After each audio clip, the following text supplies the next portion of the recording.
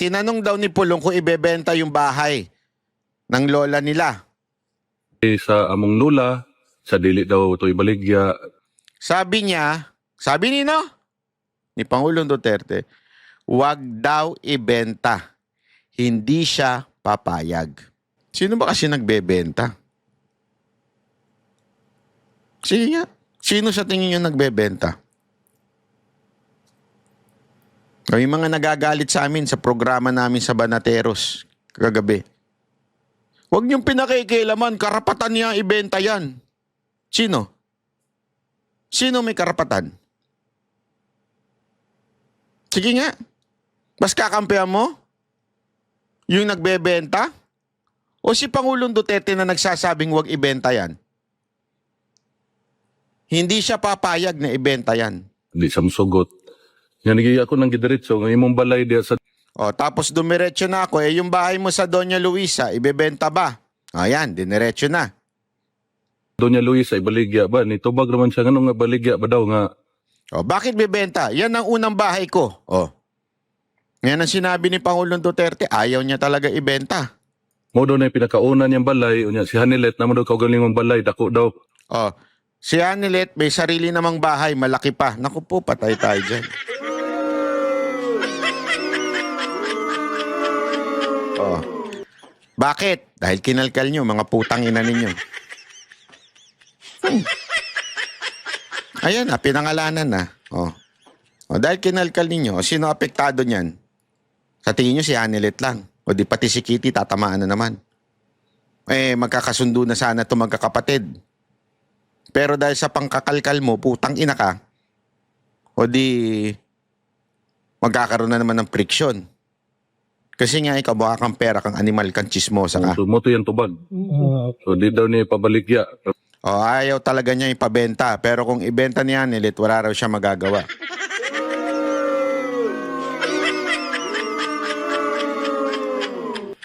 Kalkal pa mo, ha? Kalkal pa. Kalkalin mo pa! Dami pang pwedeng kalkalin dyan, tangina ka. Kung nabaligya na ni Hanilet, ako kung ipangutan na nga, kung ang titulo ka kinsa, murag ni sulti mo to.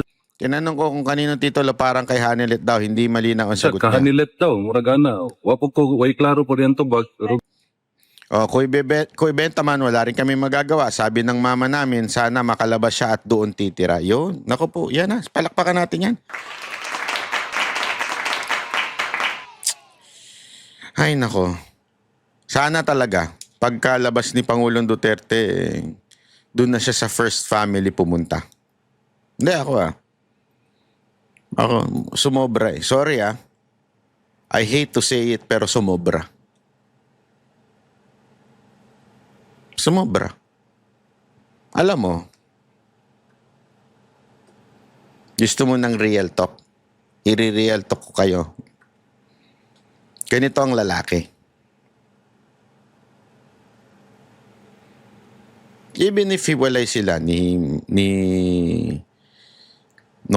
nanay nito ni Pulong at saka ni Sara at saka ni Baste, kahit hiwalay sila niyan.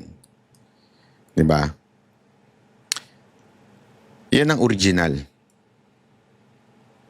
Yan ang original. Yan nga ang sinabi ni Vice President. Yan ang original. The rest, girlfriend lang yan. And because of that, I think those girlfriend, including Hanilet, hindi ako nagsabi niyan hindi ako, huwag kayo magalit sa akin. Kung nagagalit kayo sa sinasabi ko ngayon, si Vice President Sara Duterte nagsabi niyan, doon kayo magalit. Including Hanilet, there are all girlfriends. Ibig sabihin,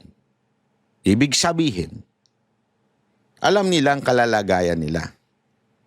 Ibig sabihin, ilagay mo sarili mo sa tamang lugar. Yan ang katotohanan sa mga lalaki. May mga lalaki na meron talagang original. Okay? Ngayon, meron silang mga jowa. Nauuso na ngayon yung mga ganyang style Nauna lang si Pangulong Duterte. Pero, dapat kayo mga jowa, alam nyo lugar nyo. Lumugar kayo. Huwag kayong magte-take ng higher pa. Ibig sabihin, kung ano binigay sa inyo, kung anong inano sa inyo, pumayag ka eh. So hanggang dyan ka lang. Yun ang sinasabi. Di ba? Kaya nga, sabi ni Pulong, sabi ng mama niya, na dating asawa ni Pangulong Duterte, pag lumabas siya, atin na lang. Atin na lang. Doon na siya tumira. Kasi, this is so sad. Hindi po ako nagsabi nito ha. Si Pulong ang nagsabi nito. Si Ma'am Hanelet ang nagbebenta. At ayaw ni Pangulong Duterte. Kaya nga sabi nila, may bahay naman siya dun ha. Ibig sabihin, hindi niya bahay yun. Although, maybe yung title sa kanya pinangalan. O maybe kay Kitty, we do not know. But in reality, it's the house of PRRD. But siguro, through alam mo yon, legal pinangalan na lang sa asawa. Sa asawa kay Ma'am Hanelet o kay Kitty, we do not know. Pero, yun talaga ang bahay ni Pangulong Duterte. Kaya nga ayaw niyang ibenta. 'Di ba? So, dahil doon sa, again wala sanang issue to eh. Wala sanang issue to kung hindi lang dahil doon sa putang inang bungangerang, ayokong pangalanan niyang animal yan eh. Hindi siya worthy na ipangalanan kasi wala na nanonood dyan sa hayop na yan kung hindi yung mga kulto niya eh. Na wala akong pakialam dun sa kulto niya. Kaya nga sinasabi ko sa inyo, sana ngayon, maniwala na kayo. 2 beses na kayo nabudol eh. Nabudol na kayo kay Marcos, nabudol din kayo doon sa luka-luka na yun. Sinabi ko na sa inyo yan eh. Yan tao na yan, pera-pera lang yan. Yan tao na yan, kaya nag-anti-Marcos yan, kasi hindi kinampihan. Kasi alam mo, eto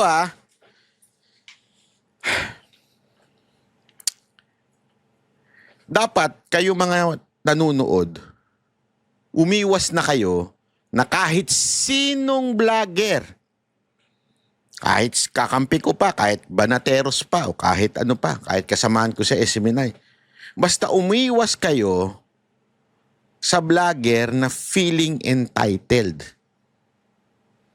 Yung hindi lang mapagbigyan, nagwawarla na. Red flag na dapat yun. Ganyan ang nangyari diyan sa luka-luka na yan. Mas kinampihan ng mga Marcos si TP kesa sa kanya. Kaya nagwarla yung animal na yan. Kaya nga sabi ko sa inyo, darating ang panahon, tingnan ninyo, darating ang panahon, magiging anti-Duterte yan. Anti-BP Sara Duterte yan. Ngayon, malakas lang ang loob niyan kasi halatang may nagbabayad sa kanya para manggulo. Kaya sana, next time, red flag na sa atin yan. Ang mga vloggers hindi dapat mayabang. Hindi dapat na, ako lang ang magaling, kaya kailangan papasukin ako. Pag hindi ako pinasok, pag hindi ako in-acknowledge, ayoko na. Babanatan ko na yan. Tang-inang yan. Hindi, kami kabilin-bilinan ko sa banateros yan. And I set an example. Pag hindi tayo binibigyan ng pass o kahit ano, uwi na lang tayo. Wag na tayo makigulo. Hindi, kasi yung iba kasi, hindi lang nabigyan ng pass, hindi lang napalusot, hindi lang naging VIP. Uuwi yan, tas magpuputak. Babanatan ng babanatan yung kusino man yun. Dapat pag ganon, isipin mo na lang, baka busy lang yung organizer, na maaaring nakalimutan lang. Uwi ka na lang. Hindi, totoo. Okay na yun. Hayaan mo sila. Bakit ba? Sino ka ba? Huwag ka masyadong mayabang. Alam mo yun? You are vlogging because of your country and because you are supporting the people who would help your country. Ngayon, kung yung mga taong maaaring makatulong sa bayan mo, hindi ka binigyan ng importansya, sandali, binablog mo ba sila dahil gusto mo mabigyan ka ng importansya? O binablog mo sila dahil makakatulong sila sa bayan mo? Naintindihan mo? Ngayon, kung hindi ka nila bigyan ng importansya, okay lang yan. Ang imahalaga, nakatulong ka doon sa tao para matulungan yung bayan mo. Yung ikaw, uwi ka na lang. Diba? I mean, okay na yun. Huwag ka mayabang. Yan ang problema. Napunta ka lang ng Amerika, akala mo kung sino ka na. Sana ko anak ka ni Donald Trump. Gago! Hindi, di ba? Sorry pero hindi ho naman lahat. Marami naman Pilipino sa Amerika na napaka-humble. Marami akong kamag-anak dun eh. O, mga taga kay OGC din, napaka-humble niyan. Kahit mga mayayaman yun nandyan. Oo. Pero minsan tayo mga Pilipino, napunta lang tayo sa Amerika.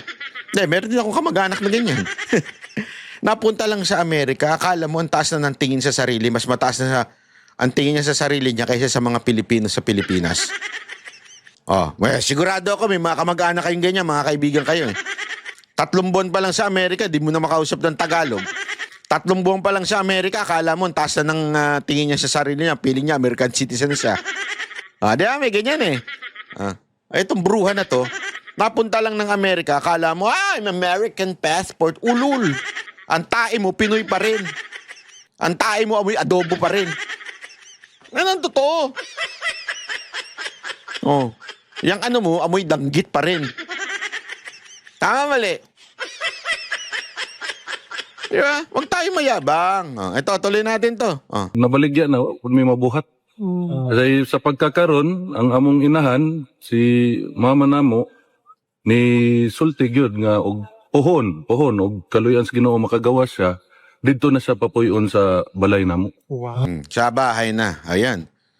So, yan ang gusto ng mga lehitimong anak. Si BP Sara Duterte, si Baste, at saka si Pulong. Sa bahay na lang namin siya titira. Alam mo, tangina. Ayokong pag-usapan to. This is too personal to me. Pero buti na lang mabait ang kapatid ko din. At saka,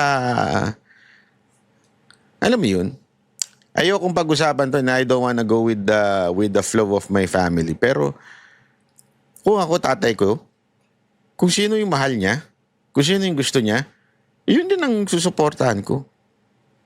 At kahit hindi pa yun ng, halimbawa, hindi pa yun ng nanay ko, kasi patay na nanay ko eh. Ano ko yan? Suportahan ko yan. All throughout. Talagang, buti, ganun din ang kapatid ko. Diba? Kasi bakit mo aawayin? Bakit mo, hindi, halimbawa lang. Kunwari lang, buti na lang, hindi, ang tatay ko mabait, stick to one. At a time. Hindi, biro lang. Nanonood pa naman yun. Hindi, stick to one lang. Yeah? Pero kung sakali lang mag-decision siya na stick to one every month, every year, hindi ko pakikialaman kung sino yun, di ba? Hindi yun eh. Ang importante sa akin, yung tatay ko, mahal niya, yun, okay na sa akin yun. Masigaya ka, hindi ka sinasampal. Hindi naman niya papasampal. Malakas ang personality ng tatay ko. Hindi niya, I mean, ano yun? Basta. Ano yun sa ano ko? Walang problema. I mean, kung yan ang magpapaligaya at mag-aalaga sa'yo, go ako dyan. 100%. Itong putang inang luka-luka na to. Bakit? Pag tumanda ba si Pangulong Duterte at nakalabas dyan, aalagaan mo ba siya? Hindi, di ba? Aalagaan mo ba? Hindi naman, di ba? Sa'yo ba uuwi? Hindi. Huwag ka na makialam. Pakialamero ka eh. Hindi naman sa'yo uuwi yung tao. Doon sa mga jowa niya. Mga. Bakit ka nakikialam? Unless binayaran ka. Ganun, wala, alam mo, pinanood ko, one time pala ka, tama, isang araw si Joey tsaka yung isang vlogger, nakalimutan ko na yung pangalan. Pinanood ko, tapos yung mga sinasabi nila, sabi ko, hindi lahat pabor ako doon sa sinasabi. Pero may punto eh. Sabi ko, tama nga naman. Bakit? Actually, marami palang hindi ako pabor. Kasi sila okay silang kalkalin talaga yung makipagsagutan. Hindi yun ang gusto ko. Ang gusto ko, drop it. Diba? O stop it, ika nga. Stop it. Huwag na kayong sumausaw dyan. Kung saan gusto ni Pangulong Duterte, yun na lang kayo. Ang may karapatan lang magdesisyon sa pamilya nila ay yung first family. Etong sila Pulong, yan ang talagang masasabi mo, si VP Sara Duterte at si Baste. The rest is the rest. Yun lang. The rest is the rest. Ibig sabihin, including Kitty, when I say, nakakalimutan ko lang banggitin, pag sinabi kong anak kasama si Kitty, okay? Si Kitty ay pure-blooded Duterte. So, kaya lang, dahil nga dito, naiipit gayon siya. Bakit? Sa kagagawa nitong luka-luka na to. Ang ganda na, isipin nyo mga kababayan. Kaya kung kayo talaga Duterte supporter, hindi nyo susundan yung luka-luka. Hindi kayo Duterte supporter kung sumusunod pa rin kayo hanggang ngayon sa kanya. Ibig sabihin kayo ay luka-luka supporter. Ayun ang totoo. Kasi isipin nyo yung unang meet ni Vice President kay Pangulong Duterte na nasa dahig siya, unang kausap niya, ano sinabi niya? Ang ganda nangyari. Naging close sila ng ama niya, naging close pa sila ni Kitty, naging close yung mga anak because of nangyari sa kanilang tatay. Sarap dun makita yung pamilya mo. Hindi mo ipagpapalit yun eh. Yung makita mo yung pamilya mo, yung anak mo dito at saka yung anak mo dito, nagkakasundo at mahal nila at isa't isa. Pero dahil sa ginawa nitong putang inang luka-luka na to, animal kang, hayop ka, wala ka sigurong pamilya at wala nagmamahal sa'yo, animal ka. Dahil sa ginawa mong yan, magkakaroon patuloy ng konting gap between this family and the family and kay Kitty. Dahil sa ginawa mo. Hindi eh. Kalkal ka lang, kalkal, ina ka eh. Naghanan naman mo, ikaw ganun yung balay. May balay ang mga amahan dito, pwede lang po. Grabe, no? Walang bayan tatay namin ngayon. Pwede naman siyang tumira sa bahay namin.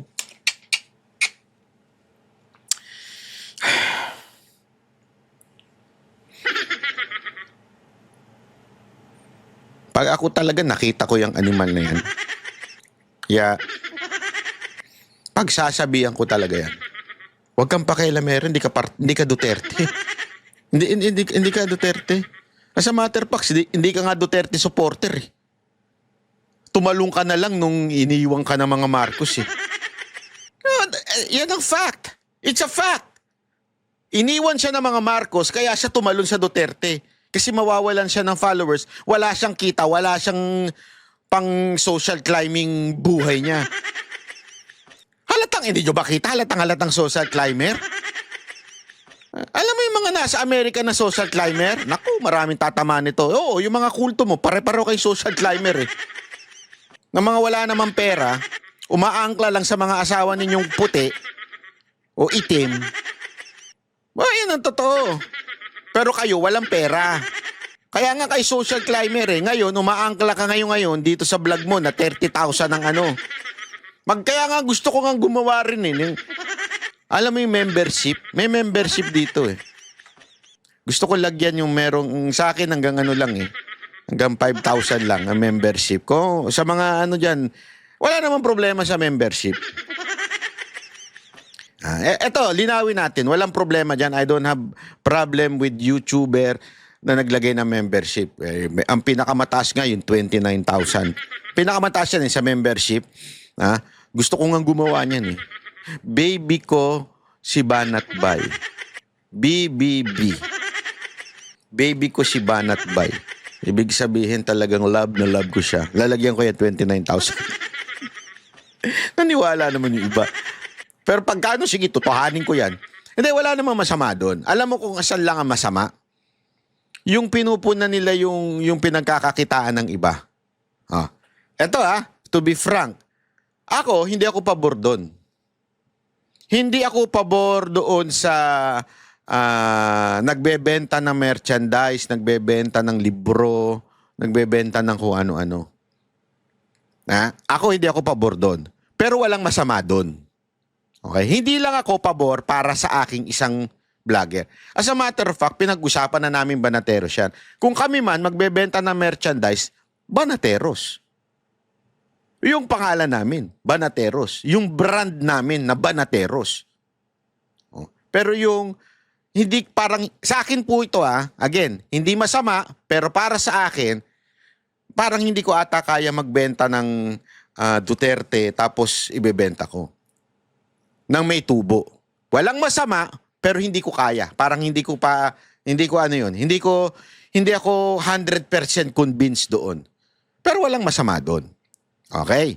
Kaya nga kami, pag nagpagawa kami ng sticker, nagpagawa kami ng sombrero, pag nagpagawa kami ng kung ano-ano, wala. Bigay lang, libre. Kasi nga ayaw namin. Ang masama kasi, yung nagsasabing, yung luka-luka nagsasabing binibenta daw, pinagkakakitaan daw ang pangalan ni Duterte nitong mga grupo ni Joey. Anong ginagawa mo dun sa membership mo? Ikaw nga, pinagkakakitaan mo din yung pagbablog mo. Sana nga kung meron kang analyzation. Wala eh. Puro chismis lang yung ginagawa mo eh. Sabi ni ganito, nagtataka nga ako sa inyo. Ewan ko nga eh, ang tanga-tanga rin kasi ninyo eh. Yung mga vlogger nakaaway niya ngayon. Ang tanga-tanga nyo rin eh. Matagal ko na sinasabi sa inyo yan. Bakit kayo naniniwala? May pinakita bang, hindi kasi ang tapang niya. Anong pakialam ko? Si Gadon matapang din eh. Kaya alam, tinan mo, magkaka-level sila ng utak. Wala bang ang kontribusyon para sa maintindihan mo mga issue sa buhay o issue sa politika? Wala. Binulong ng puting ahas. Sabi ni puting ahas. Hindi, matagal ko nang sinasabihan tong grupo nila eh. Sinasabihan ko na wala namang kwenta yung maharlika na yan. Sige nga. Magpakita nga kayo ng analyzation yan. Wala. Ano yan? Hindi, sabi lang ni puting ahas. Kayo naman nagpaniwala. Sinabi ko na sa inyo, kalokohan yan. Umabot yan hanggang inner, kayo mga nanonood dito, na mga inner circle na mga Duterte. Bilib na bilib kayo eh. Bilib na bilib kayo. Kahit yung mismong inaaway ngayon, niyang maharlika na yan, bilib na bilib kayo niya noon eh. Ngayon, kayo na biktima, Bilib pa ba kayo? Di ba, ang tagal ko na sinasabi sa inyo? Walang kwenta yan. At yun nga mga kababayan, anong masasabi niyo sa balitang ito? Maaring ihayag ang inyong opinyon at kuro-kuro sa comment section sa ibaba. Huwag din kalimutang mag-like, mag-subscribe at mag-share sa bidyong ito. Maraming salamat sa panonood.